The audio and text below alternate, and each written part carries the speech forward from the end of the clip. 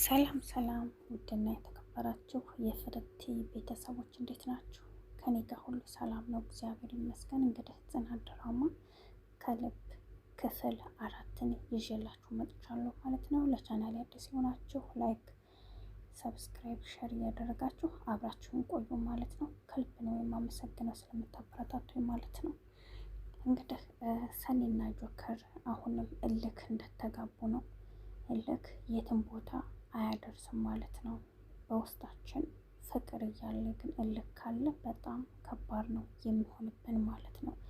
የሁለቱን እንግዲህ እልክ አንቺ ስትብሺ እኔ ብዝ ተባብሎ ተፈቃቅሮ ተከባብሮ ነበር ሁሉንም ማስተካከል የነበረበት ማለት ነው። እነሱ ቢራራቁ እህቱ አሁን የሰኒት ብዙ ነገሮችን ታስተውላለች። ግን ረጋ ብላ ማለት ነው ያለውን ነገር የእሱ ያለውንም እውነት ሰምታ ሁሉን ነገር ከተረዳች በኋላ በቃ ሰኒ እኛ ጥፋት አጥፍተናል፣ ጆከር ምንም አይነት ጥፋት የለበትም፣ እሱን ራሱ መረዳት ነበረብን እና ከጆከር ጋራ ቀሪ ህይወትሽን መስርቼ እንደማለት ጭራሽ ቴክስት እያየች እሱን መሳደብ መዝለፍ ጀመረች ማለት ነው። ራኬብ ለእህቷ ብትቆረቆርም ይህን ያክል አይደለም። ለሱም እህት አለችው የምትቆረቆር የምታስብ ማለት ነው። በዚህ ልክ ግን ራኬብ በጣም እየወረደች ነው ያለችው ማለት ነው። እኔ ይሄ አግባብ ነው ብዬ አላስብም ማለት ነው። እንደኔ ማለት ነው። እንደ ሰውኛ ስናስበው ትንሽ ይደብራል ማለት ነው።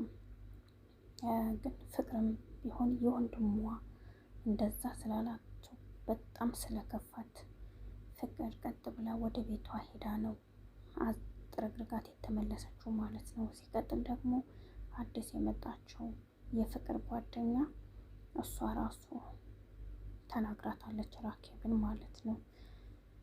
ራኬብም ያልሆነ ምላሽ መለሰችላችሁ። ራኬብም ያልሆነ ምላሽ ነው እየመለሰችላችሁ የነበረው ማለት ነው። በጣም ይደብራል። እንግዲህ ሰኒ ብሩኬ ከሚባለው የስራ ባልደረባዋ ጋራ እሱ ብሩኬ ለፍቅር እሷን ይፈልጋታል ለማማለል፣ እሷ ደግሞ የተጠቀመችበት ከእሱ ጋር ሲያያት እንዲናደድ እንዲበሳጭ ከዚህ በፊት ቃልዬና ጆከር ያደረጉትን ነገር ነው እሷ ያደረገች ያለችው ብሩኬ ላይ ማለት ነው። ግን ይሄ ነገር አግባብ ነው ብዬ አላስብም። ነገሩን እያባባሱት ነው የመጡት ማለት ነው። በጣም ይቅርታ ተባብለው በቃ ሰው ያስፈልጋቸዋል። ሁለቱን አገናኝቶ የሚመክር ማለት ነው።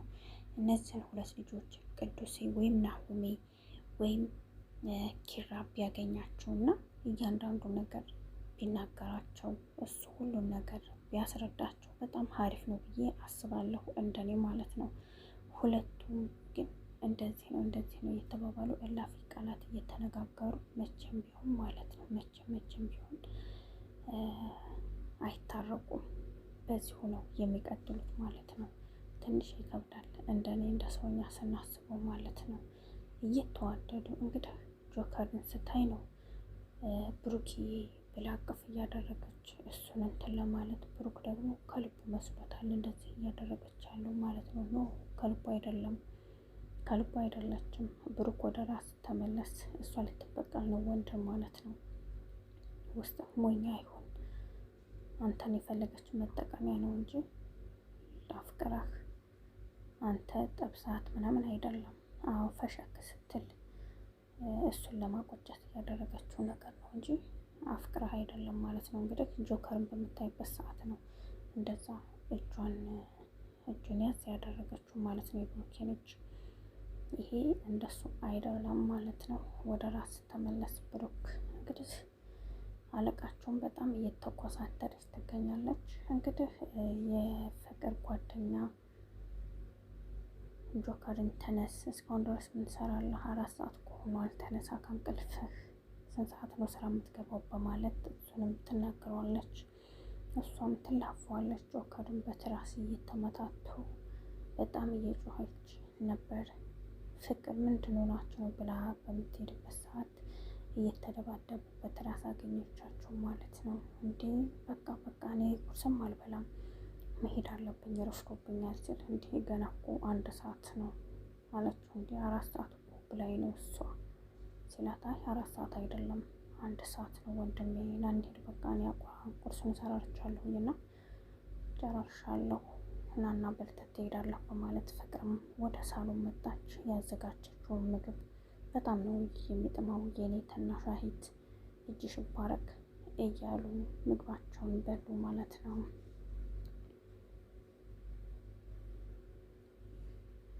ከዚህ ጋ አሁንም እየተደባደቡ ይገኛሉ። የህፃን ልጅ ጨዋታ ወይኔ ይሄ ቀን እኔ ራሱ እንዴት እንደናፈቀኝ ከፍቅረኛ ጋር ምናምን መላፋት መደባደብ ምናምን ማለት ነው። ማይ ጎድነስ የኛ ቀን መቼ ነው ትላላችሁ? እንግዲህ ያው ጆከር ወደ ስራ ለመሄድ ረፍዶብኛል በማለት ተነሳው ማለት ነው። እዚህ ጋር ስራ ቦታ ገቡ።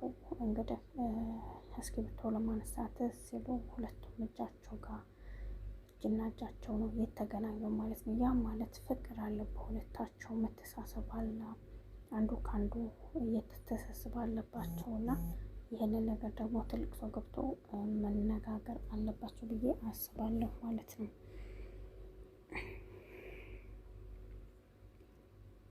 በእልክ ምንም ነገር አይጋፋም፣ በእልክ ማለት ነው። እንግዲህ የፍቅር ጓደኛ እኔ አላማዋ ምን እንደሆነ እማቆም ታሪክ የለኝ፣ ግን ሌላ ነገር አላማ ሳይኖራት አይቀርም ብዬ አስባለሁ። መቼም የሰው ልጅ ጥርጣሬው በጣም ብዙ ነው እና ማለት ነው። እንዲህ እህቴ ቁርሳ በልሻት ሂጂም እንዲህ በምትላት ሰዓት አይ በሁለት እግሬ መቆሜን እንድታይ ብዬ ነው እኔ ካሁን በኋላ እነሳለሁ፣ ማንም ሰው ሳይቀሰቅሰኝ ራሴን እስኪ ልቁም ብላ ራሷ ተነስታ እስከዛሬ ድረስ በቅስቀሳ ነበር የምትነስ። አሁን ግን ራሷን ችላ ተነሳሽ፣ ልብሷን ለባበሰች፣ ቁርስ እንኳን አልፈልግም አልበላም በማለት ወደ ስራ ቦታ ሄደች ማለት ነው። እንግዲህ ቃልዬ ስራ ምድባቸውን አስተካክላለሁ፣ ስለዚህ ብሩኬ እኔ ጋር ትሰራለህ፣ ጆከር እና ሰኒ ደግሞ በአንድ ሆናችሁ አሪፍ አድርጋችሁ ፕሮጀክቱን ስሩ በማለት ተናገረች ማለት ነው። ቃል ችግር የለውም ፕሮጀክቱን በደንብ አድርገን እንሰራለን አታስቢ በማለት ይህንን ነገር ተነጋገሩ።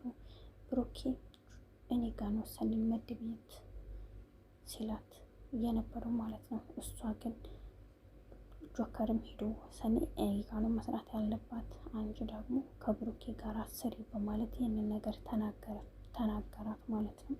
እሱ ግን ያው እሷ ግን ፈቃደኛ ስላላደለች ግን ቀጠለቻቸው ማለት ነው። እንግዲህ እሷ በጣም ትሁትና መልካም ልጅ ናት። ስራዋን በአግባቡ እየሰራች ትገኛለች ማለት ነው። ጎብላ እንግዲህ ያው የእርጉዟ ሚስቱ ስጋ አማረኝ በማለት ከየት አባቴ ነው አሁን አምጥቼ የምገዛላት እያለ በጣም እያሰበና ሲጨነቅ ነበር። ያው ተሸከመ። በተሸከመው ብር በጣም ደስ ብሎት ተመስገን አምላኬ ማለት ጀመረ። ለካ እንደዚህ መስራት በጣም ደስ ይላል እያለ ያችን ብር ይዞ እልል እያለ ሄደ። እንግዲህ ውጭ ላይ ሰኒና ብሩኬ ምሳ ለመብላት እንደወጡ ጆከር በጣም ተናዶ ስለነበረ እሷንም ለመከታተል ወጣ። እሷን ምሳ ሊበሉ እነሱ ሲቀርቡ ሲሄዱ እሱ ደግሞ ካፌ ገብቶ እዛው ሬስቶራንት ባሉበት ሬስቶራንት በገባበት ሻይ አዘዘ። እሱን ሊጠጣ ሲል እጁን አቃጠለው። እጁ ላይ ተደፋ። እጁን በጣም ተቃጠለ።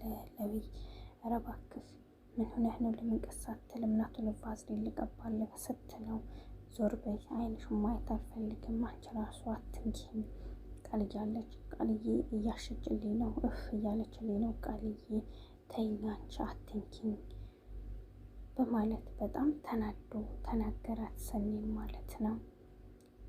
ቃልም ባክሽን አንቺ እሱን ቫዝሊን እና እኔ ልሸው ልቀባለት አለችው። አይ አልሰጥም በማለት ሰኒ እምቢ አለች። ሰኒም ቃልም ቫዝሊኑን ቀማቻት እና ቃል እየቀባችለት እንዳለ እሷን በጣም ተናደደች። ወደ ውጭ ወጣች። ከዛ ያንን ቫዝሊን የያዘችውን አስጣላትና ዞር በይልኝ ከፊቴ በማለት ቃልዬን ተናገራት። ቃልዬ እንዴ ምን ሆነህ ነው? ምን አድርጌ ሆኖ ደግሞ እኔ ጋር ለምትጮኻለህ? በማለት ተናገረችው። ምንም አላረግሽም፣ በቃ ተይኝ፣ አሁን ደህና ነኝ፣ ድኖልኛል በማለት እሷንም አናገራት ማለት ነው። በጣም የሚገርም ነገር ነው። ያንዱን እልክ መወጣጣት ማለት ነው። አጀብ እንግዲህ ጎብላ ያው ተፍተፍ እያለ ስራ እየሰራ ነው። ሰርቶ መብላት እንደዚህ ያስከብራል፣ እውነት ለመናገር ማለት ነው። ሰርኩ ከመብላት እንደዚህ በጉልበትሽ በላብሽ የሰራሽው ነገር ውጤት አለው ማለት ነው። እና ተጠቀሙበት ጉልበታችሁን። እናመሰግናለን።